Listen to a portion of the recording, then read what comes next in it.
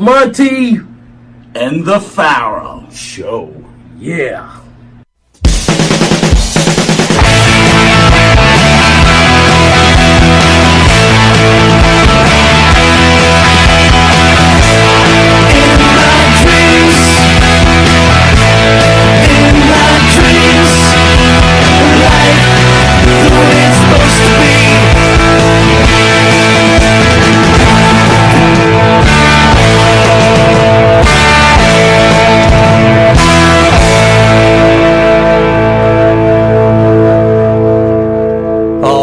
Welcome back to Long Island's #1 pro wrestling broadcast. Monty and the Pharaoh, only seen here live out of Village Connection Radio in Huntington, New York. Live from Rockstar Studios. At the board is none other than studio owner, Mr. Jim Savelli. Jim, how are you, sir? What's up, buddy? I had to get up early today. I know, it's an early rise day, man. I've been going since 3 because I just couldn't sleep, because to my right is none other than WWE Hall of Famer, Mr. Tony Atlas. Tony, how are you? I'm doing good. I'm the new Pharaoh.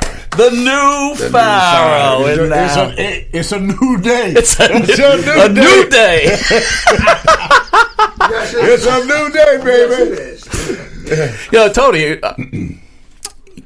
you kind of broke us up. You kind of broke up me and the Pharaoh, bro. Yeah, I do that to people. As soon as Tony Atlas shows up, the party's over. You just break it up? Yeah, I'm a home wrecker.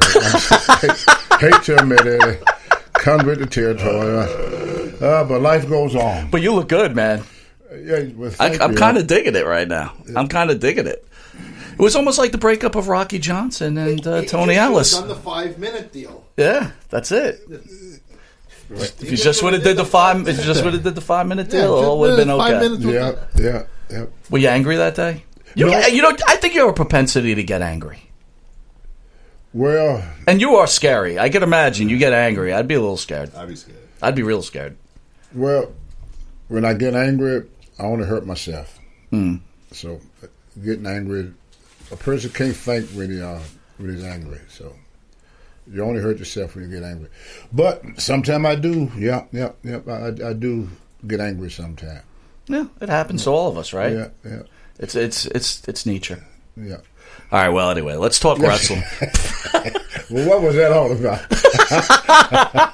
I don't anger issues, and breaking up Long Island's #1 pro wrestling broadcast. Yeah. Well, wrestlers in the olden days, like you said, I was listening to you guys talk earlier before it came on. In wrestling, a lot of things that people see now, they probably never see again, because I came up in a time of when wrestling was a sport where they wanted to convince the public that the person that they saw on television was that person. So I was telling Eric Sims on the way here, I said, I remember I used to ride with a guy called Red Bastien, and a mustache twist up and everything. And I said, Red, what gimmick, should I get? What should I be? And he said, don't worry about it, kid. Eventually you come into your own. So if you notice Ric Flair, I don't know if you guys ever met Ric Flair in real life, but he ain't pretending. That's Flair. All of us from childhood, we got a character. We used to make jokes in those days that wrestling is for real and the rest of the world is fake. You walk into a restaurant. Now, since the beginning of time, there have not been not one individual born on this planet with the same DNA or the same fingerprint. So we're all not the same. Nature just made us that way. We're all the same, be boiled to crap, But anyway, when we all kids, we raised up with fairy tales. You want to be Batman, you want to be Superman, you want to be Hulk Hogan, you want to be this, you want to be that. And we all got these characters in it, but society tells you, no, you can't do that. So we suppress these feelings inside of us. Now, in wrestling, you're able to get it out. I got inspired by a guy called Steve Reeves, used to play Hercules. And I was a little kid, and I'm on my set through that movie twice. And the guy had to tell me, you got to leave. I left, and I started picking up tree limbs. Mm-hmm. That was my first gym, tree limbs. Lifting them tree limbs up in the yard, picking up rocks. I'm Hercules. And Primo Canary, who used to be a boxer, Primo Canary took in was wrestling against Hercules. And the thing was, every time he hit the ground, he gets stronger. He was a dirt god. Right. So Hercules picked him up off the ground, over his head. Okay. Tony Atlas. I did what Steve Reed did, but that was my fantasy. That what got me out the ghetto was a guy called Steve Reed. I was so if I see 75% of black kids grew up without a father. I didn't have a father. When I got into wrestling, I have many dads and uncles. My father was George Scott, one of the Flan Scott brothers. He knew I didn't have a father. I was about 19, 20 years old. He said, "I'll be your dad." And up until he passed away years ago, I used to call him all the time. And his wife would say, "George, it's your son." And he said, "Oh, Tony's on the phone." Right. But he had legitimate sons. Mm-hmm. But he always looked at me not as he always protected me, you know. And then when I got away from George Scott, I'm kind of like Mike Tyson. When he got away from Costa, his life fell apart. When I got away from George Scott, my life fell apart. I grew up without their dad, so I needed that type of connection to a male figure in my life. Was there a difference, though, growing up, without a black male figure against a white male figure? I don't think color got anything to do with it, to be honest with you. You know, we all humans, and with children don't see black and white. What children see, they see the inner. Children and seniors see the same. In between, you don't know what the hell you see. Right. But when you're a child, you see the spiritual part of life because you just came into the world. And then when you become a senior, you see the spiritual part of life because you're about ready to leave the world. Mm-hmm. And in between, you kind of bland. You know, you don't see much at all. And I could be wrong. I've been wrong many times before, so one more time ain't gonna hurt nothing there. Okay. Yeah, but George Scott was like a dad to me. He nurtured me and made sure I did the right thing. He was always able to handle me. When I got angry, he was able to handle my anger and understood me. And then Vince McMahon Sr. was like a dad to me.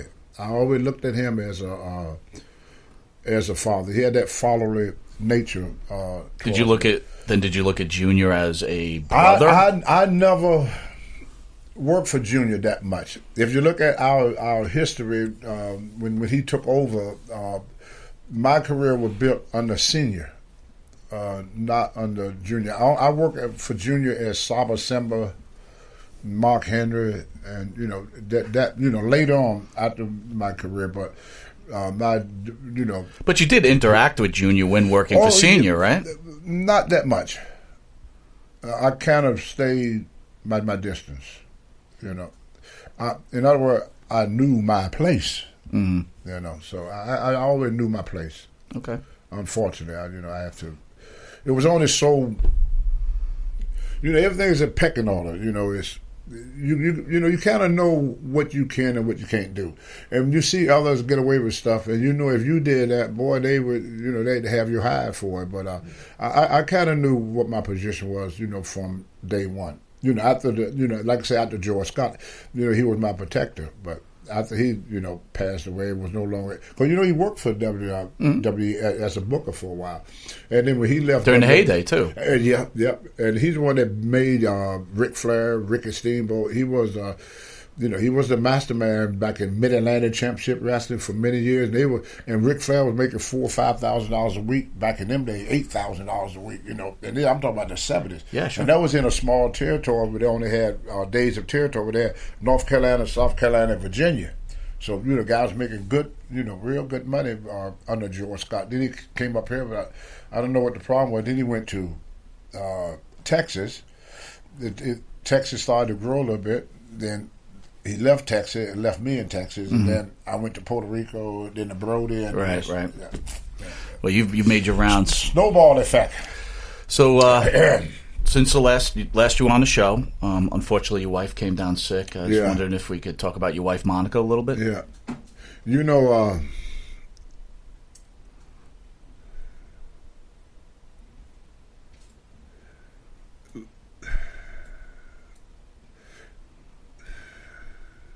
No, we can't do that. No. Okay. No problem. You got it. All right, let's jump into wrestling. Yeah. All right. Yeah. Don't do that to me now. Let's bounce back a little bit. Back in the early 80s, what were your experience? We have David Sammartino coming in a couple of months, the son of Bruno Sammartino. Right. Can you share some thoughts on Bruno Sammartino first, and I'll ask you about David. Bruno Sammartino, at that for a long period of time, there was no WWF. There was no WWF. There was no WWE. It was Bruno. Back in the day, a promoter would what they call wrap the territory around a wrestler. And so what Vince Jr. did was wrap the company name around the wrestlers. You know, instead of, it ain't about the wrestler anymore. It's about the company. You see, when Bruno was wrestling, people say WWE. He never worked for WWE. Mm-hmm. You know, there was no WWF. There was WWF when Bruno worked. So it was a totally different organization. But Bruno was like he was the company. You know, they like I said, the company was here. Bruno was here, and without Bruno, this didn't mean nothing. You see, and what Junior did was flip the job. Well, you kind of understand that though, right? Yeah. So they built superstars, and then if a superstar screws them up, you know, I want to stay on track, but you know, let's use Sasha Banks for example. Okay. You know, she's unhappy, she takes her bag, she goes home. You know, if you put all your money into that superstar and they play that game with you, you could kill your business. Of course, yeah. I think back in the day, older, you know, I know better than anybody because I've done it. Right. You know, I hurt the company, but I hurt me worse. Mm-hmm. You know, I've done that. So, you know, when people pay their hard-earned money to see somebody, you got to show up. You know, they expect to you to fulfill your obligation because, you know, the fans are not responsible for your personal life. So you have to be there when and the promoter, like I say, he invests a lot of money, and he got to get his money back. The shareholders got to get their money. So, you know, it's not just about Tony Atlas or Hulk Hogan. You know, it's about.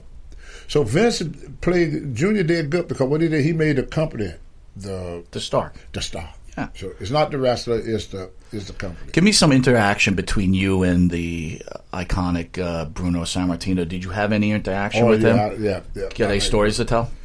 Well, Bruno and me, we was when we was around each other. It wasn't about no wrestling. It was about lifting. Yeah, me and Bruno, we were about that. We were about lifting them weights, you know.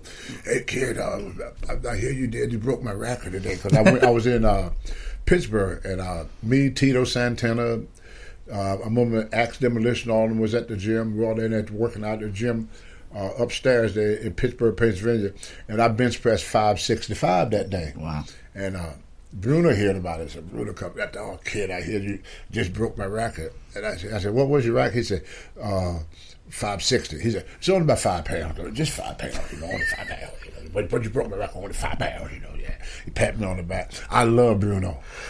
I love Bruno, man. Bruno was the type of guy that he looked like a wrestler. He looked the part. He was a wrestler. You know, he was legitimate. That's what I was saying about when you got a guy sitting in the office writing a strip for you, and you got to go out and play something that you never had no experience at in your entire life. So people are not stupid. People know that something is not, it don't click. It's just something there don't click. It's kind of like I was with McIntyre. Drew McIntyre? Yeah, Drew McIntyre last night. What he's doing that fits him. You know, things have to fit. I remember watching this television program about Hercules, and the modern one, the modern lives, you know, when the reality of Hercules. Then I look at that guy, you know, he ain't got no muscles. Now, when you see Hercules, no muscles. Well, And he was with Xena for a while. Remember the Xena? Yeah, sure, that sure. guy, whatever Okay, his you're name talking- was. all right. They had the long hair Yeah, and stuff. He don't look like no Hercules, but they paying him money to play something that it don't fit. In the olden days, if you meet Ric Flair is the same inside, outside, in bed, out of bed. That's Flair. That's his inner character, and we was able to do that. We were able to release that inner character in us. And you can't create. I can't make you what you not. I can't make him what he's not. I can't make him what he's not. I can't make nobody. If you're not that, you just ain't that. Mm-hmm. That's why when they put belts on certain people, I look. I say, "Come on now." I ain't gonna call no name, but come on, man. go ahead. You could call some names. No, come on. Yeah, I ain't gonna do Should I that. call him for you? No, because Kofi Kingston? Well, if that, but Finn Balor? you rough. I can keep going. You rough. You rough on him, man. Yeah, he rough. By the way, he this rough is on only him. the views of Monty from Monty and Tony Farrow. Tony Farrow is not agreeing with what I'm saying. I'm just throwing names out there. I don't agree with you. I just said that. Another thing that I learned in the business, the man is not here to defend himself, so I kind of feel, But regardless, what I'm saying is that it got to fit. People get tired of being screwed. People pay their money for something. You buy a toaster, you take it in, you put it, turn it on, it don't toast no more. You go, people tired of buying that toaster that don't work. Or when you drive it down the highway, some guy give you a cell phone, you think, give you a phone, you think you got a great deal. You find out that the parts don't match. Yeah, so people get tired of being screwed. So when you try to force something down the people's throat that they just not going to buy, you got to sometimes. Well, I think it also goes back to what you said. The company's not building stars, so it's hard to get by someone or support someone because they're not your hero, right? It's just everything is one big company, right? What I think, be honest with you, with these young kids today that I watch, I watch a kid on that cell phone. You ever watch these kids? Yeah. They go, I'm going, what are you looking at? Yeah. Well, he started telling me all this stuff. I said, you saw all that quick? That finger. Yeah. You seen all that you process all that quick? It's like a freaking subway station or something. They're not processing, man. You know what? Everybody wants to see everything quickly and get through time. That's why. Could you imagine having an arm bar in a match nowadays? No, the fans would it won't work. Riot. It won't work. It would be terrible. And I think what the problem with pro wrestling today is not fast enough. That's what I think. For this newer generation that I see, nothing is fast enough. All sports have the same problem, man. Baseball, football, right? Everybody wants to get in and out of everything they're doing. Instant. Everything is instant. So these kids, I work with a lot of kids, and they want to slow down. They really, really, really want to slow down. But what we did as parents, we did something that was never done to any child since the beginning of life, unless you were the son of a king or an empress. We had never, as grown-ups, walk up to a 3-year-old child in a restaurant or in a store or anywhere and say, "What do you want to eat?" Now, maybe it's just me. No. This person been on the earth 3 years. You've been on the earth 50 years. And you got to ask a 3-year-old to make a decision? So what we did, we forced the decision on these kids at a very, very young age. The brain ain't built to cultivate that away. And so by the time these kids get 20, they have to, they're in this. And they can't stop. They never get a chance of being. You should never let a kid make decisions. A kid want to feel protected. They want someone to look up for, a teacher. They don't want to teach themselves. We tell them, "Hey, look, I ain't got time to teach you. Tell me what you want." Well, do they listen?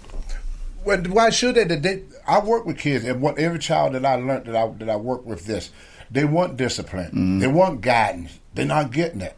They're getting no guidance. They're getting no discipline. They want to know how to. They don't want to be thrown into the ring at 3. See, we put them in the ring at 3. They want to hit that ring like we did around 18 or 19. But they want that protection and grown up first. Hey, this is a new world, Daddy. Where I go, what I do.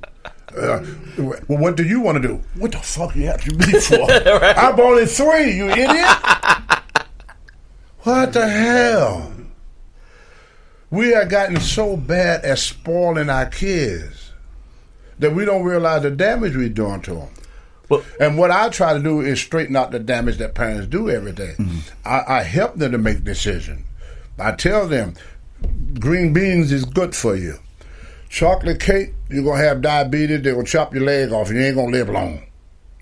End of story. It's the truth. That's my child. I want him to grow up and be healthy. I don't want my child to grow up and be on insulin at 10 years old. Sure. Just because I'm asking him, what do he want to eat? You know what he want to eat. You the grown up. Ain't no kid going to pick broccoli over chocolate cake. Never going to happen in history. No kid going to pick a nice Italian restaurant for McDonald's and them that chicken nuggets. Not knocking McDonald's, they're good. I eat them myself. But you understand what I'm trying to say? These are children. And we asking them, what the hell? No, when they're grown up, I've asked a child anything. So let me ask you, we talking. My mother asked you, what you been into? What you up to there, boy? But that's about it. She asked me when I got in trouble. She didn't ask me my advice. So you're talking about children. So we need to raise our kid. We need a mother. We need to start going back to parenting. I ain't talking about beating the hell out of them, slamming them up against the wall, all that crazy stuff. So share your thoughts about David Sammartino then, because I was kind of parlaying into that. We spoke about Bruno. You were around when David broke into the business. Why didn't it work? Did Bruno, like you said, was he giving his child whatever he wanted, or was? I don't know much about that affair, to be honest with you. Okay. See, like I say, everything in the wrestling days work in cliques. Okay. Me and Bruno, we talk about weights, and we did things. Me and David was the same thing, but everybody had their own little thing. And in regards that they personal stuff, what me and SD Jones tried to do, we stayed out of it. Right. You see, you got to realize, I'm new to not bringing racism. I'm black. Mm-hmm. You are? Yes, sir. I didn't know. I did not. Okay. Hello. Yeah. I stayed in my lane. That's how I got on top. When I stepped out of my lane and forgot I was black, I got to get knocked right back in my lane. Not saying that, but I knew, I know my place now. I didn't know my place then. I forgot that I was black. Thunderbolt Patterson. I was out with a bunch of guys. We were drinking, smoking, potting, girls in the room. The next day, we feel like crap. We went into that TV station in Atlanta, Georgia. Ole Anderson saw me, and I ain't gonna call the other person's name. We'll let him tell you the story. But he probably laughing if he listens to your program right now. And we fell into that floor, and we, smelled like crap because we ain't showered, we ain't been to bed, right? And we got to do a TV taping. And we walked through that door, and Ole had to throw us in the shower, try to sober us up and everything. So an old-time wrestler named Thunderbolt Patterson walked up to me and said, boy, I'm going to tell you something. You can't do what them white guys do now and keep your job.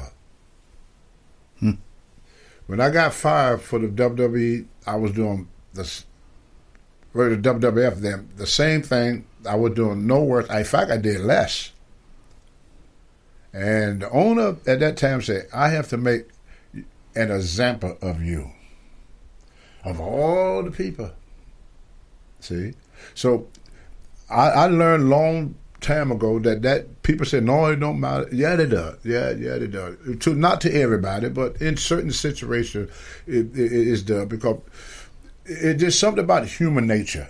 It in all of us. We got this certain human nature that we pull for one side more than we pull. If you're Democrat, you pull more for a Democrat, and then nobody on the Democrat side could do anything wrong, and everything that go wrong is the other guy's fault, and I got nothing to do with it, even though I'm working too. I'm there. I'm part of it, but I don't got nothing to do with it. Well, what the hell you doing there if you ain't got nothing to do nothing? Go home if you ain't got nothing. If you ain't involved in nothing, what you there for? But anyway, and then it's the same, on the other side. So wrestling is pretty much the same way. When the crap hit the ceiling, if you're not connected with the right people, or if you're not packing the houses, then the guys that pack the houses, you can get away with what they want. The guy that don't pack the house, he ain't gonna get away with nothing, and so on. Yeah, but at that time, you and Johnson are tag team champions, which is, by the way, one of the most important matches in the history of wrestling. But if you look at all the matches during that time we had that belt that we had together, SD Jones told me something. He was laughing. He said, y'all two guys are the first two guys I seen that had that belt. They didn't make no money with it. You go back through the computer. I asked anybody out there, and look at all the matches me and Rocky had to defend that belt. It's hard to find. Because we had nothing. Yeah, but except when we won and we lost. But Rocky kind of blames you for showing events and doing all that. Right? It wasn't so much. It wasn't so much that it was. He said you wouldn't go to the smaller towns, So he, maybe he thinks there was money to be drawn. Well, no, that is not true. Why would I come back and screw up? Why would I do that? I gotta be a complete idiot. That's Rocky Johnson talk. I have no idea, right? And like I said, it always the other guy. Yeah, I got you. No matter who you talk to, when you read my book, one thing that Scott Teal told me that he liked about my book, he said, "Tony, you the first person that I would write a book for like this." He said, "Why is that?" My statement in my book. Thousands and thousands and thousands of people helped Tony Atlas to get on top. Thousands of people helped Tony to get on top. Only one person helped Tony to fall to the bottom, Tony Atlas himself. I'm the captain of my own ship. When I came back, because I came back from California and went back to work, they put the title on me and Rocket. I tried everything in my power to make that thing work.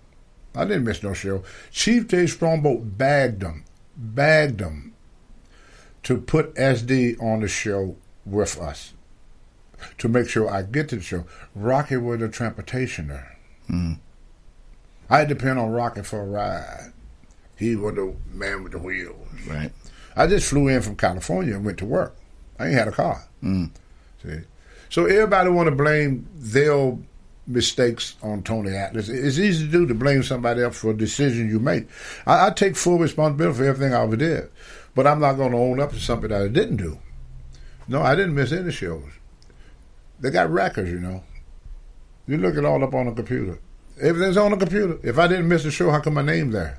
If I wasn't there. That's a good point. That's right. They got records of all this stuff, man. You can get out and tell all the lies you want today.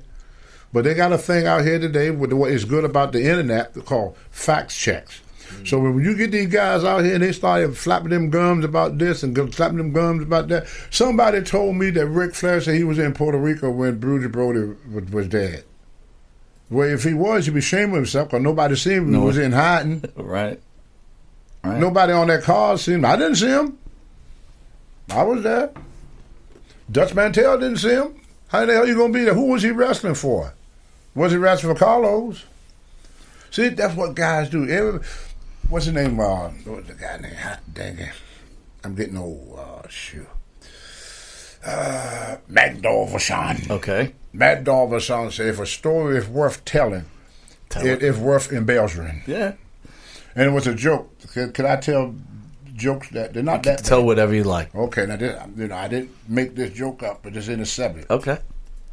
This guy was standing, was stirring this big pot of feces. You know what? Yeah. Shit. You can say that? Yeah, absolutely. I'm trying to help you here. What the world coming to? They'll be standing there, the guy come by and say, "Hey, what you making?" He said, "I'm making a politician." He said, the guy looked at him and got mad and walked away. Another guy came back, he turned the pot again. And the guy said, "What are you making?" He said, "I'm making a loan, with the loan officer and the people that come, tax collector." The guy said, "Oh, the tax collector got mad and walked away." Next day, he got a bigger bucket. Every day, the bucket got bigger. I didn't tell it exactly right. It's an old joke. Okay. I ain't told this a long time. But anyway, the third day, he got this gigantic bucket. He's stirring this big pot of shit. Stirring it around here. You know, and he said, "What I'm making?" He said, "Well, I was going to make a wrestler, but I didn't have enough shit." Oh, there you go. We workers. See, wrestling started in the con. When I first started, he used to speak Connie.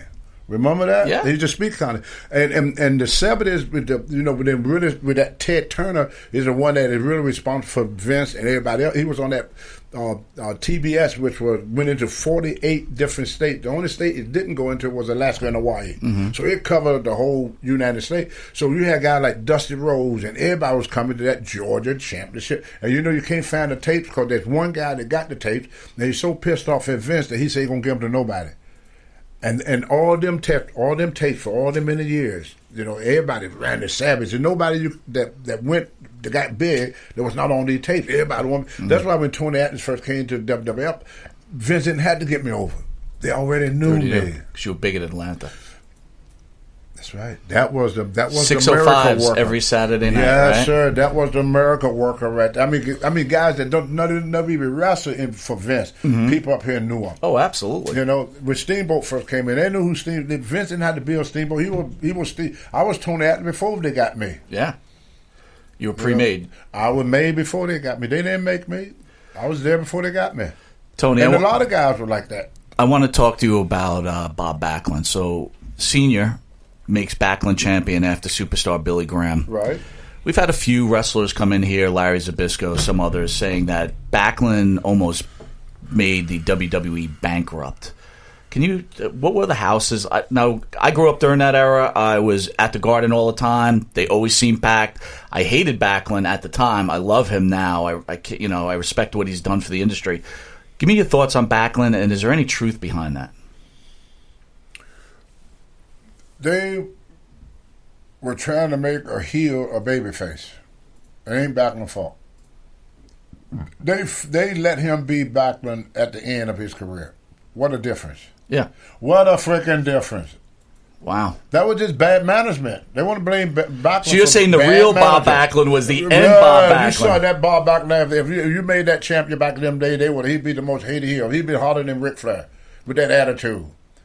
See, people was tired of good. Vince got rid of, if you notice, Vince Jr. got rid of two things. I mean, one of the things he got rid of was baby faces. There's no more good in baby face. If John Cena talked in the 70s the way he talked now, he'd be a heel. Right. Heels didn't brag on them. I mean, babyface didn't brag on themselves. They didn't put people down. The world have changed. See, Backlund became champion, but unfortunately for him, they had him trying to play. They used to call him Heidi Doody because people were tired. Look at Terminator. Look at what we watch on TV. Look at what interests us. If it ain't got sex or violence to it, we don't want to see it. And Backlund he represented that era of the 50s and the 60s. He'd be great when the world calmed down, but right now the world want to kick ass and take names. And Backlund came in as a guy who wanted to calm things. Even when I was watching when President Obama was president, well, everybody that didn't like him told me, he's too nice. Now, when can you be too freaking nice? Yeah. You understand what I'm saying? Nobody want to see nicey no more. They want us to see kick your butt, I slap you upside the head. So, is there truth though that he was, the WWE had a lot of problems with him as champion, or that he just had a I didn't see it. I just figured that he was not. He could never be. They wanted him to be this smiley guy, and the fan wouldn't pick it up. Got nothing with Backlund. They pushed that envelope. See, when you put a wrestler out there, you let him do and if you see that what he's doing is not working, one of the problems that I always find that was different working up north than working down south. Yeah. Okay, Georgia Championship Wrestling. I go in the ring. I'm not getting over. Ole Anderson, Tony Atlas, that was the drizzling shits. Jimmy Crockett, Mid-Atlantic. I go in, the match didn't go good. Tony, don't do that no more. That's not good. Vince McMahon, match is good. But match is horrible. Senior, junior, we're talking? Both. Okay. Nothing. Not a damn word. So you don't even know how you're doing. You never know. So then why did Senior stick with Backlund? Nobody know because they wouldn't tell you what was wrong. You don't know if you're screwing up or not. They want, you don't know. When I work for the territory, if you did something wrong, they tell you. They don't tell you. You don't know until you're gone. That's when you know. Then you find out, right? Oh, yeah. Boy, I screwed up somewhere. Where did that come from? Yeah, it's out of thin air, you know. Do you think part of the reason is back in, they had the NWA, AWA, that type of thing, and, I guess someone your size, if you wanted in your time, they put. Wait, let me correct this first. I'm sorry. I don't mean to be rude. No, you're not. But your show. You got to realize that. No, I wish it was my show. You got to realize Tony Farrell, baby. Hey, there we go, baby. Monty and the Pharaoh. Where the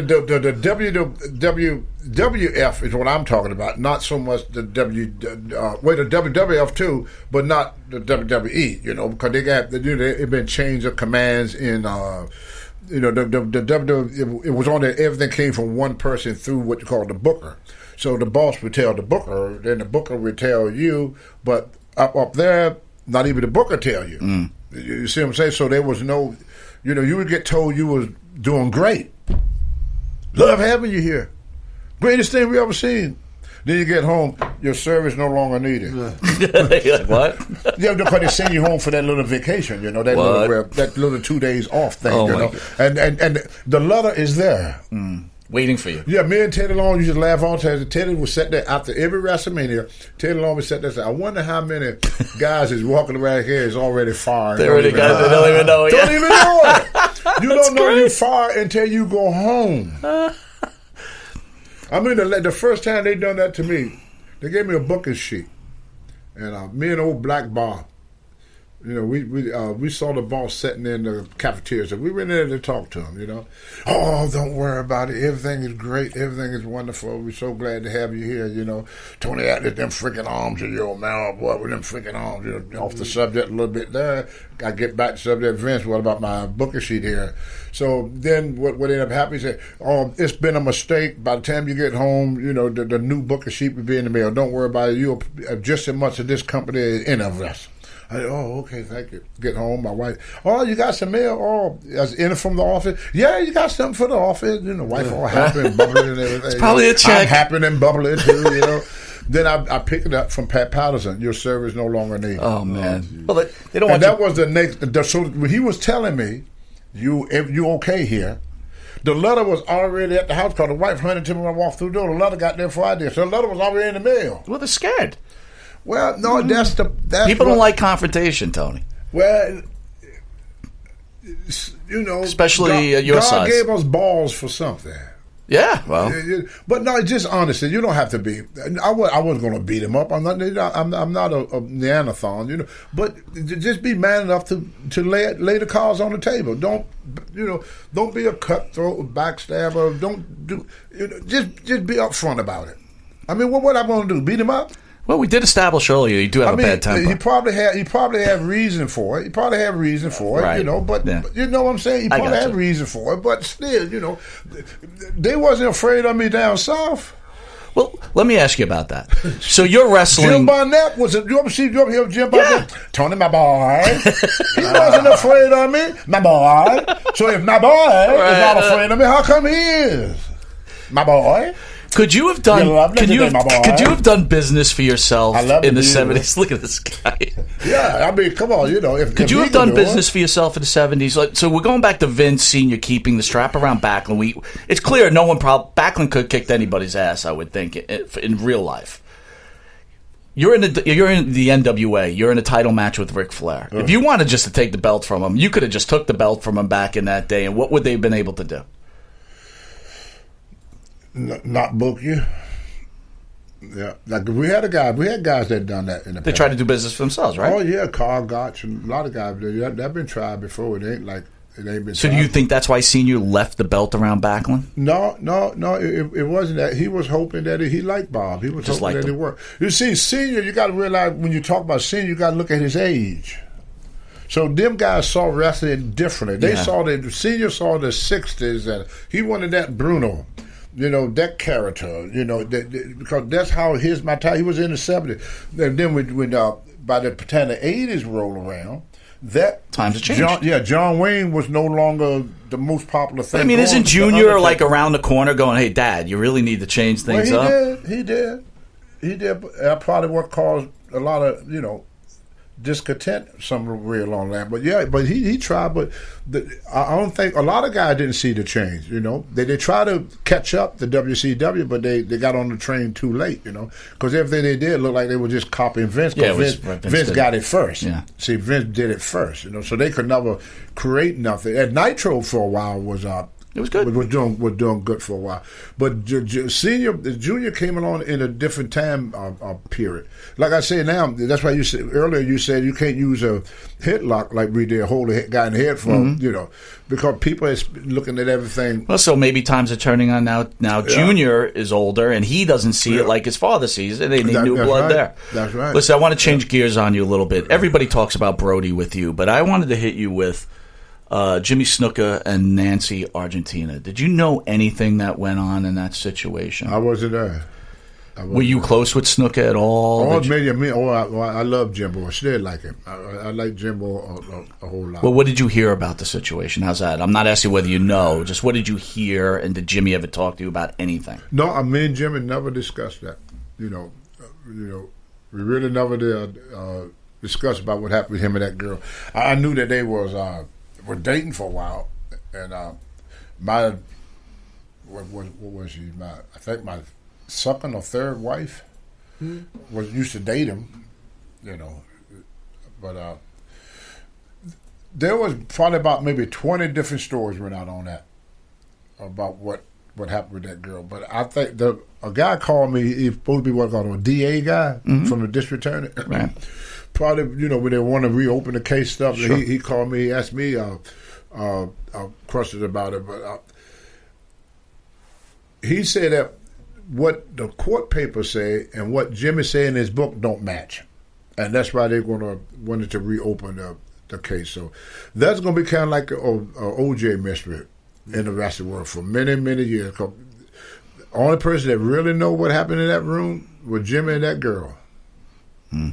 Nobody else was around when it happened. And they're both gone. Yep. So, you're going to hear 101 story of speculation. I even repeated some of the speculation, which I stopped doing because, my wife, God bless her, she said, you got to stop repeating what people say when you wasn't there, because... Well, in the wrestling business, I keep forgetting myself that guys love to exaggerate. They want to be a part of it. I think everybody likes to exaggerate, man. Everybody do that? Everybody. It's not just wrestling. Okay. Yeah. And so I got to be careful not to exaggerate and put myself into something just to be part of it. Well, I don't want you to speculate, but you're kind of blowing this next question out. Well, what are your thoughts on the Benoit murders? Now, that's another one. See, I was in Maine. That was in Texas. That's another one that I used to speculate on that I stopped speculating on. No more speculating. No more speculation. Yeah. Everybody's a freaking psychologist now. But for a while, Tony Atlas thought he was. You can fan 101 tapes of me saying that.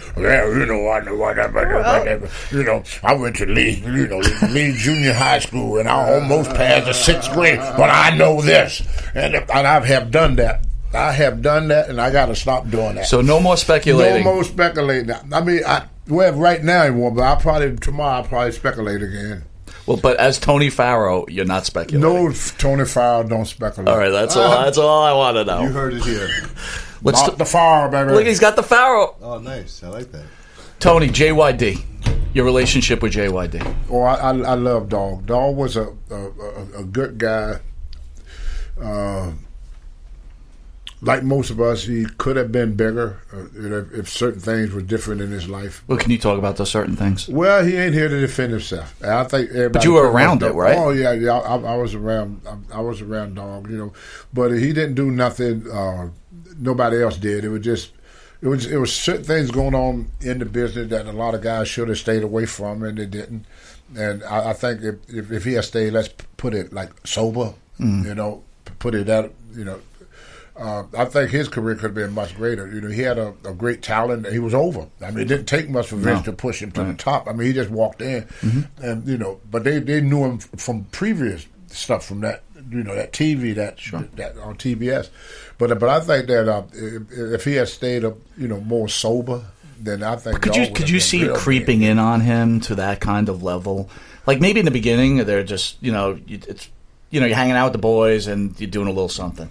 And then all of a sudden it starts to take over your life. I mean, you're in that with him, right? See, when you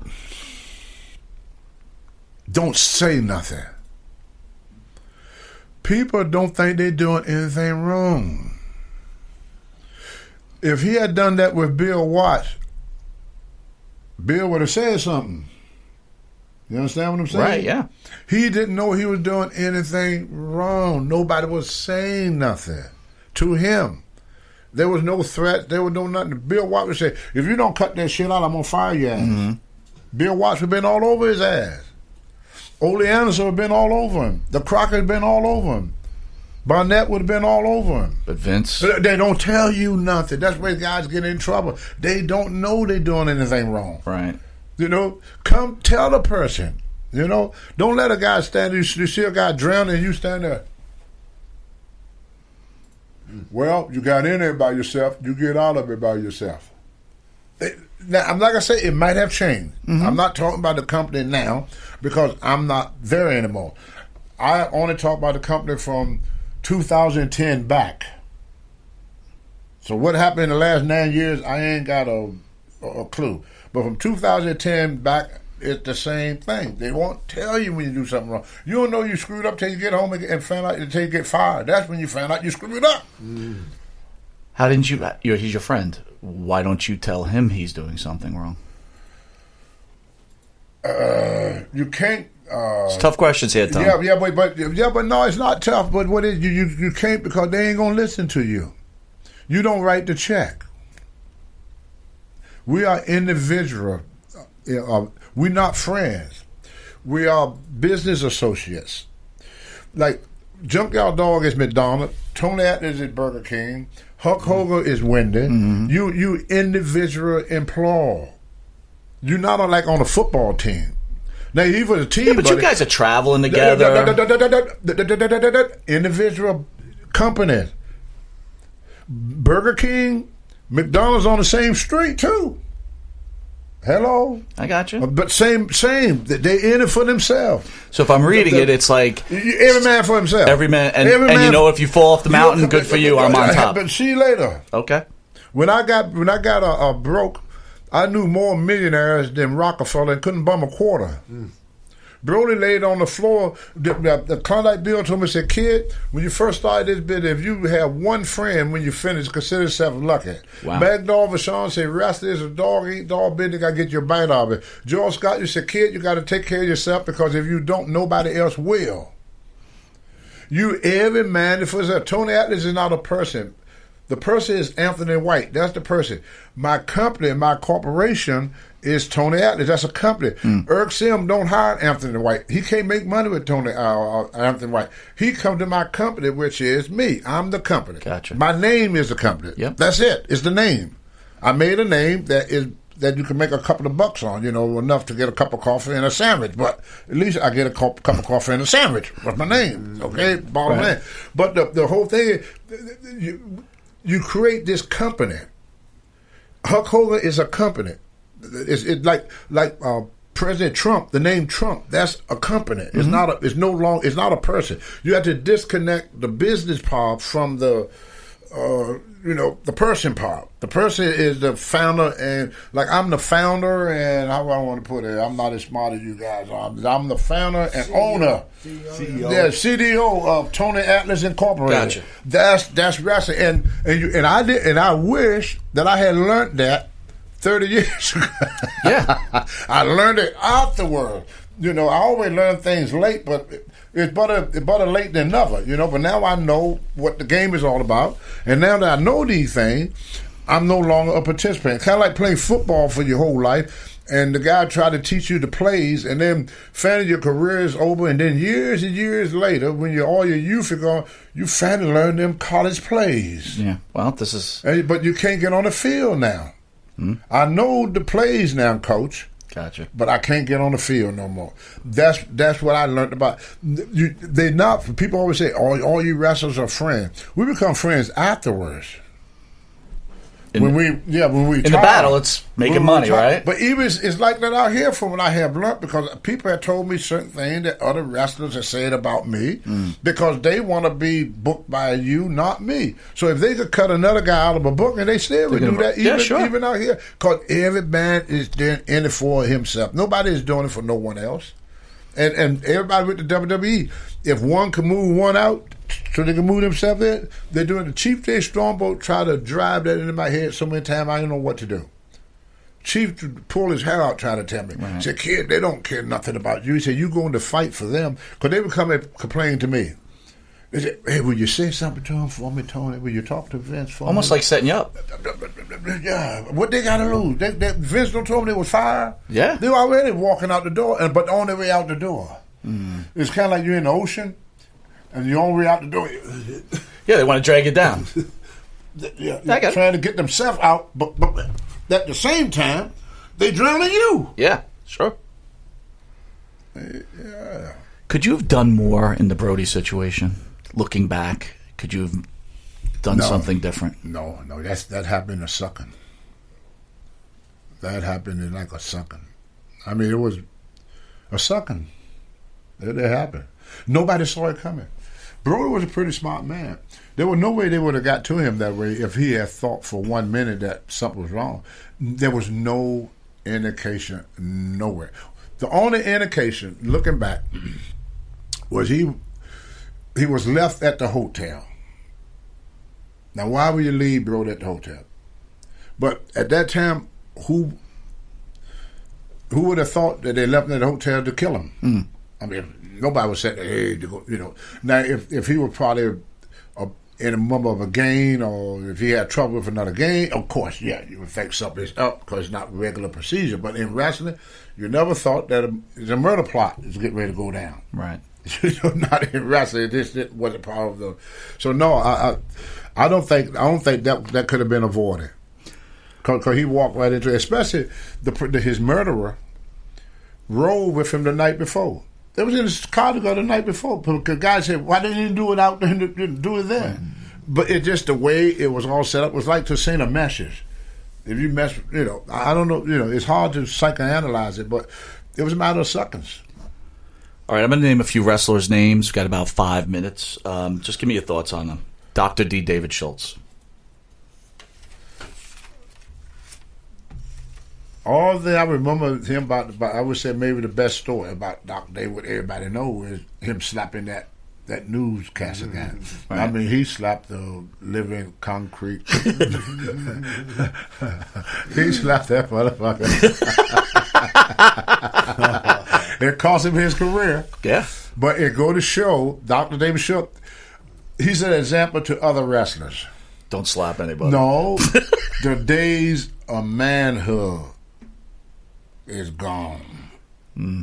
You can't be a real man no more. You gotta follow the rules, baby. See, back in the olden days, I got stories about I go into bars. We used to pick fights in bars just to beat them up, just so we get our news. That was publicity. Yeah, but that was a big chance. You got your ass kicked. You were done in that territory, right? That's a big chance. That's a big gamble, right? Well, the guys that did it wasn't worrying about that. Right. I mean, Harley Race, he didn't worry about that. Harley Race had a 6-inch punch. If he tagged you, gone. You're done. You just were done. You're done. I see him do it many times. But you were a fighter too. You couldn't take on Race. You think you could have beat him? I wasn't much of a fighter. I was just incredibly strong. If I got my hand on you, I just pick a spot to lay your ass. I would. I could, in my younger days, I'm not bragging, but it's the honest God truth. If I grab you as big as you were, I'd throw you over in that freaking corner. I believe it. And when you come out that corner, you won't be messing with me no more. Right. I'll tell you a true story. This is a true story. It happened twice to him. To the football player, the Pittsburgh Steelers, Them guys. Okay. First of all, Bruno beat up a bunch of them. You hear about that? I never heard about that. Yeah, Bruno, and then in the dressing room. They came back in the dressing room. They were talking stuff to Bruno. You heard about it, right? And Bruno beat their ass. Bruno Sammartino beat up about two of them. And the third one, Sheik came in and suplex. Yeah, Sheik came and helped him. And they three of them jumped on Bruno and Sheik. And Bruno beat three of them in the freaking dressing room. The Sheik was suplexing the fuck out of them. Yeah, Bruno was a tough SOB. And then I got into it. If SD Jones were here, he'd be the only one who could be my witness. If we had a club, he used to go to, this in Pittsburgh too. Mm-hmm. And the guy got to talk about fake racist stuff. And I rolled up from my seat. I grabbed him by his belt, picked him up on my head, walked him over. Because we was upstairs. So there's like a balcony thing, and the dance floor was down below. And I was going to throw him down. I wasn't going to do it, but I held him over to the dance floor just like this. And then everybody thought I was going to throw him over. Wow. Yeah, man. I was strong as shit, brother. I was so freaking. I used to take 500 pounds, and I do it 5 times, set for a minute, 5 more times. Scott Epstein used to book me in the park with Dan Lurie. Okay. Put 500 pounds on the bar. Uh-huh. And every time somebody come in the store, I do it for 5 times. That's how strong I was. Wow. Hogan was 340 pounds. Brody was, Bundy was 460. If I got my hands on you, you would fly, bro. I didn't give a shit how good you could fight. Just don't let me get a hold of you. Damn straight. And I was quick, too. I was real fast. Well, look at you now. How old are you right now?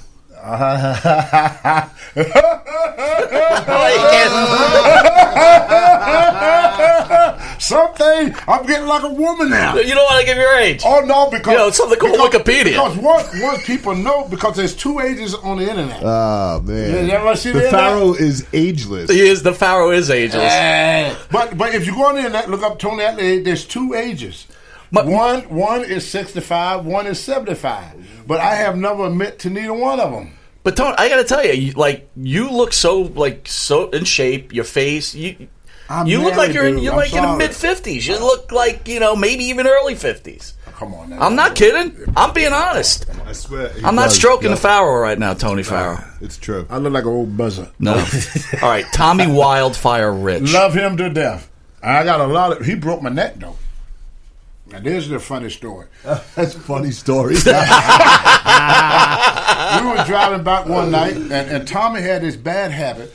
If you sitting behind him in a car, he would turn all the freaking way around and looking at you going down the highway.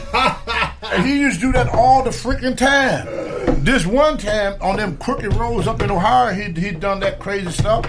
And he went up. He always told me the same thing. Relax, I got it, But this one time he did it. It's always that one time. You don't do it twice to learn your lesson. You only need once now. We went off the side of the road. Now there's a lot of people involved in this story. We went off the side of the road. The car flipped over.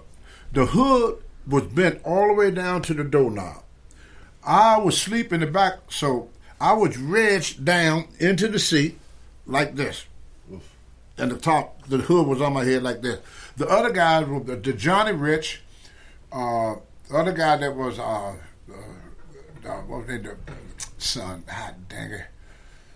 Oh, he was a referee. Oh, I can't think of the poor kid's name right now. But anyway, let me tell a story. If your name pop up, I throw it out there.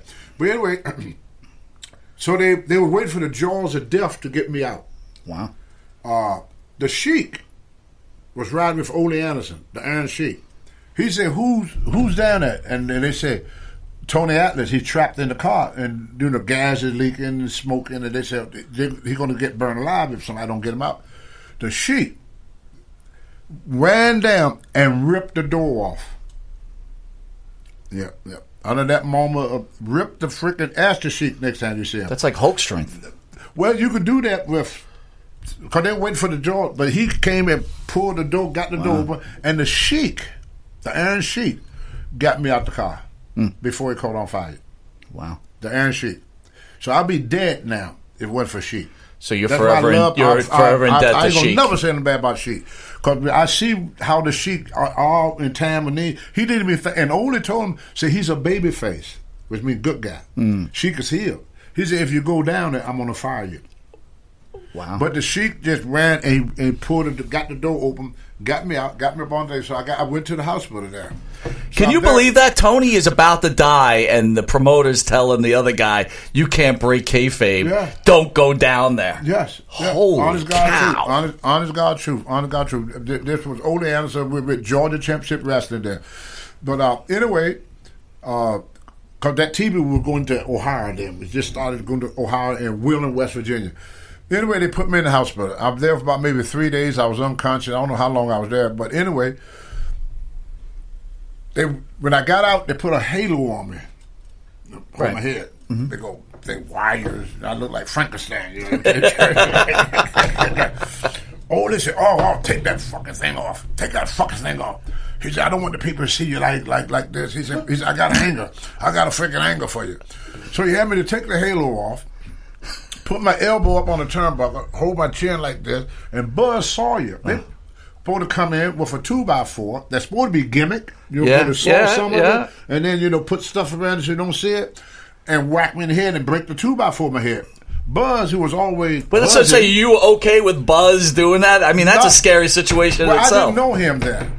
We didn't know each other. You got to realize, we young. I didn't know him from apple butter. I just know he's going to come in with the 2x4, hit me in the head with it. But Buzz was so stoned that morning, he forgot to saw it a little bit. So it was nothing wrong with that 2x4. And I got just coming out the hospital with this halo, and I'm up here just like this, and they come in here, and he hit me, and he hit me again, knocked me the fuck out. Then they took me back to the hospital.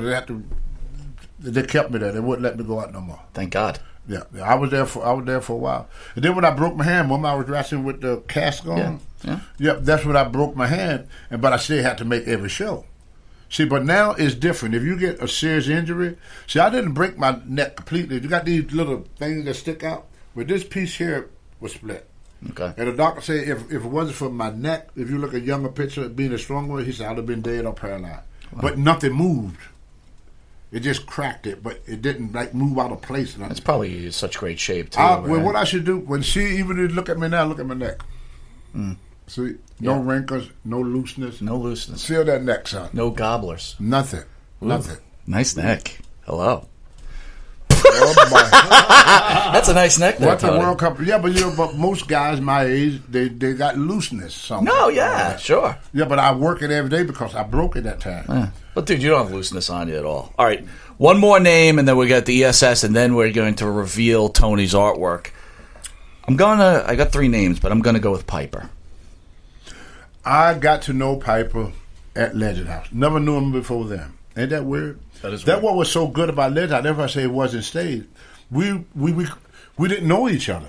Vince made sure he picked a crew that had never traveled together, never did nothing together. Because he was a heel. I was a babyface. Heels and babies didn't travel together. If you did, you got fired. Yeah. So that's why Vince put it together the way he put it together. If you're in a burning car, you're not allowed to touch each other. Exactly. They took the business versus. So Vince knew that was the perfect crew of guys to put together, and then to put Pat Powers there, which is how we say in the days about being politically correct. Well, he's gay, right?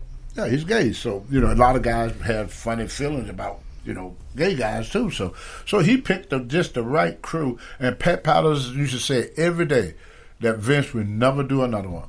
He said because it would never be as good. Yeah, it was great. Because with the first hand, you could see the guys not working. Well, I got to be honest with you. I told you in the green room, I thought it was scripted. I thought it was a scripted program. The only strip part, how they scripted it, they put us in situations we've never been in before to see how we react in them. Is there like a deleted scene of like Pat Patterson in the closet while you're sleeping and he's going to come? No, they didn't do that. No. If you say you watch the program, just like with me, they like picture this. Okay, you're a young man. Not that young, but they come in there and they tell you you're gonna go play polo and leave it like that. What are you thinking? Thinking, oh shit, I got to play polo. If you watch Legend, you see about this, and they want to get that expression. Yeah, right. So they didn't tell us nothing. Every day, that little girl would come in there, and she would tell us what we got to do that day. But let me ask you, when Pat reveals that he's a homosexual on the show, you're all looking like this is the first time you ever heard this. I mean, that had to be scripted, right? You all knew he was gay. Not me. Really? I don't know about that, man. Wow. I didn't know he fired my ass. I know that. I know he didn't like me that much. I knew that. Because I pushed him up against the wall when me and Rocky got a fighting. All right, tell that story. Then we're going to ESS. I got to hear this story. And then because SD told me that's what probably caused a lot of my trouble. You see, Rocky sometimes would leave me at the hotel and take off. And I used to, I finally started catching a cab, going there.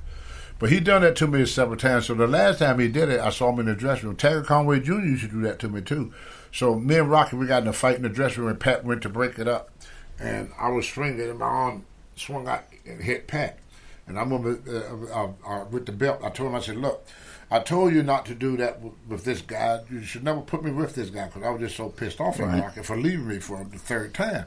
So I shoved the belt in Pat's chest in front of the boys. I did it in front of the boys. And back in them days, so Vince had no choice then but to take action. Pat was his right hand man. He's the top guy, and then I'm shoving the belts, and all the wrestlers sitting there looking at us. So that didn't go over too well with Vince. Like I said, I could have done it in a different way, but I was just so freaking angry at the time. I didn't stop to think, and so I know he was greatly responsible for the downfall. Because me and Vince, we never really had no problem. I like Vince. Yeah. I like Vince a lot, man. I like that guy a lot, man. We never had, but he told me Vince got a tendency. I don't know if he do it with other people. I can only talk to what he do with me. Sometimes when he have to do something, he normally don't, but he does with me. Kind of come to me and say, "Well, I would like to, Tony, but there's, I have to listen to my people or whatever his board or whatever he got." Yeah. He said, "There's a lot of guys that it's against you here." So, and they was in the office. I had a lot of people in the office that was against any decision that Vince made to do something with me. I got you. Yeah, that's right. All right. On the couch, super promoter. Ain't no BS. You're a cult hero, ESS. And, bigger than her. What do you got Tony doing with you this all right, weekend? so as soon as we get out of here, we're going to the Wrestling Universe in Queens, New York, and we'll be there for about 2 hours from whenever we get there. And then tonight... Can you give the address to Wrestling Universe? Yes, 3429 Francis Lewis Boulevard, Flushing, New York. So it's right on, everybody know, if you're a wrestling fan, you know where the Wrestling Universe is in Queens, go there. Okay? Francis Lewis Boulevard. Everybody knows where Jack's store is. And then tonight, we're at Fun Station USA with the Warriors of Wrestling. And Tony's in the big Royal Rumble-style main event. And so Tony will be doing that. That's awesome. And then we got a lot of upcoming stuff coming up. Hacksaw Jim Duggan. Brutus the Barber Beefcake. Who else is coming up? Bill Alfonso. Is coming up. Brutus Beefcake. And we got a couple of surprises. We haven't confirmed on it yet, but most likely they're going to happen. You just gotta approve the date. Approve the date on it, and we'll get it done. We'll lock it out. We'll lock it out. I want to at www.esspromotions.com to stay tuned to anything ESS. I want to reveal Tony's artwork here, which is the most incredible Monty DeFaro picture. Tony, want to describe the picture? It's unbelievable. Well, I love it. This is incredible. My good friend here asked me to do some of the guys that have been on the Monty and Farrell show, and I try my dumbbell best to catch everybody's character. If you notice, Tony Atlas taking up all the room as usual. Of course, with the biggest head. Yeah, I got the biggest head there, Or I'm sorry, the biggest body, but the smallest head. Yeah, the smallest head, but that fit Tony Atlas. That's Tony Atlas, the biggest body and the smallest head. Been like that for years. But then I try to put some of my friends in, and this is a fantastic show. I was telling the guys earlier, there are just as many wrestlers that have been on this program that have been in the WWF or WWE. This is an amazing thing they got going here. A lot of us guys, like some of the guys that I travel with and wrestle with, like Bundy. We were talking about Bundy not too long ago. I was sitting beside him. Now Bundy is no longer here. But the Pharaoh could say that at one time y'all watched the Marty and the Pharaoh show, and you saw him because of what these guys do. So this is a great thing, you guys, that what they do. I mean, how can you sit and hear in-depth stuff about Tony Atlas if it wasn't for the Marty and Pharaoh show? You know, how can you hear stuff about the Aaron Sheik, Tito Santana, Greg Valentine? I mean, every wrestler on here had lived a different lifestyle, a different story, different territory, different nationalities, Spanish, Black, Caucasian, Puerto Rican, you know, Indian. You know, you got, like, it's like a freaking United Nation here. You know, everybody got a different upbringing, a different story, a different experience. And they all have been on the Marty and Pharaoh show. So, I don't know if y'all appreciate what y'all seen, but to me, you know, I knew a lot of these guys, like Andre the Giant. And I knew guys that have been on this show that's no longer here to tell their stories anymore. So if you get a chance to see one of us guys, take advantage of it. We ain't going to be here forever. We the last of the Mohegans. Mm-hmm. The end of the wrestlers. We was not sports entertainers. We was wrestlers.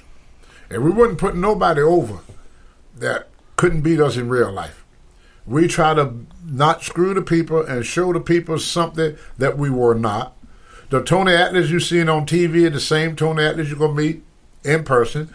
The Ric Flair you meet on TV is the same Ric Flair you're going to meet in person. Bundy was Bundy up until he died. Razor Ramon, we immediately stayed Razor Ramon. They was not characters. The character was the person themselves. Like I say, thousands of people is born every day. Nobody got the same DNA or fingerprint. But when you go into a restaurant, what you know is everybody is just acting the same. You go into a movie, everybody is acting the same. You go on the subway, everybody is acting the same. Everywhere you go, everybody is acting the same. You walk to a wrestling show, everybody's not acting the same because we're all not the same. So wrestling, we always look at it being for real because you could be your real person. These were not characters. Greg Valentine is just like his dad. His dad was like that. Creepy. He's just creepy as hell. You know, slow walking, chin down, don't blink his eye. That's creepy. Lurch. Johnny was freaking lurch. Oh my God! Greg is lurch. If Greg was sitting here, Greg would say, Tony, let's not forget though, you can have your own one-of-a-kind Tony Atlas artwork. Go to www.montyandthepharaoh.com and you can order a one-of-a-kind Tony Atlas artwork, picture, frame, size, whatever. It's incredible. Don't miss this opportunity. That's sharp. Tony, I want to thank you once Daddy. again, as always. It's been my honor, sir, to have you on the program. And Eric, it's always an honor to have you in. Tony, these were incredible stories, and I got to tell you, you look good in those sunglasses, my friend. All right, catch us this coming Thursday, 8:05 to 9 p.m. on Long Island's #1 pro wrestling broadcast. Monty the Pharaoh, only seen here live from Rockstar Studios at Village Connection Radio. Until then, we'll see you soon.